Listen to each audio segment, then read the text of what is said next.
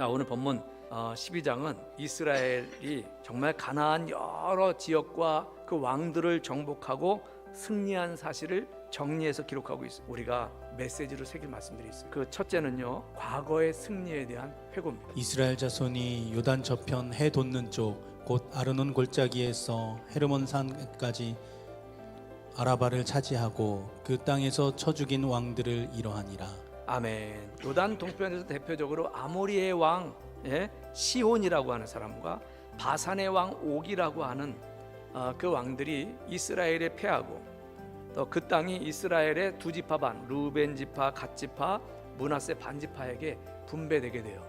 그리고 나서 7절 이하부터는 이제 요단강 건너서 여호수아가 지도하면서 가나안을 정복한 이야기죠. 오늘 본문의 이 지역 지명들, 왕들 이런 걸 생각하면서 떠올리는 거예요. 과거를 회상하고 떠올리고 또 그것을 요약해서 기록하고 있는 거예요. 여러분, 우리가 믿음 안에서 과거를 회상하고 회고하다 보면 우리의 연약함을 반성하게 됩니다.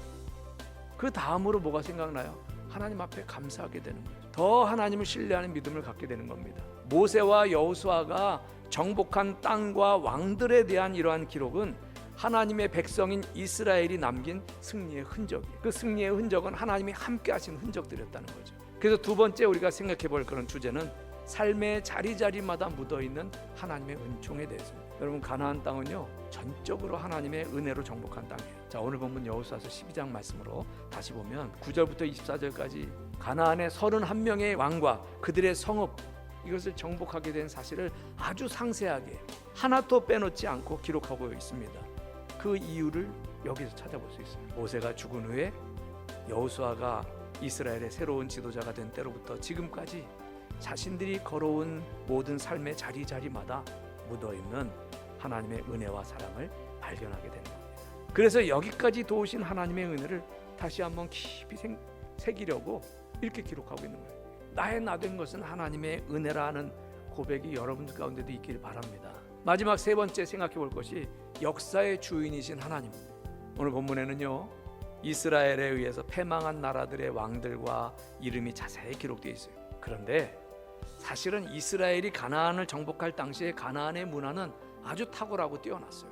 더욱이 군사력은 최강이라고 할 만한 강력한 군사력을 갖고 있었어요.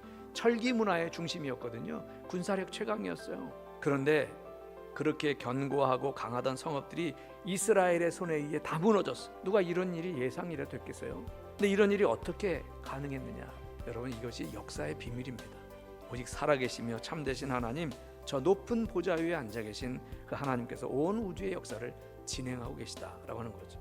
여러분, 역사의 주인은 하나님이십니다. 그러므로 우리가 하나님을 잘 섬기고 그분의 뜻을 따라 순종하는 이들에게 크신 그분의 은혜와 은총이 있을 줄로 믿습니다. 이스라엘의 역사를 친히 진행하시면서 가나안의 축복을 또 우리에게 주신 그 하나님께서 오늘도 하나님을 역사의 주인으로 섬기고 영과 진리로 예배하는 그 나라와 민족과 백성들을 역사의 한복판에서 하나님의 축복을 누리게 하실 줄로 믿습니다.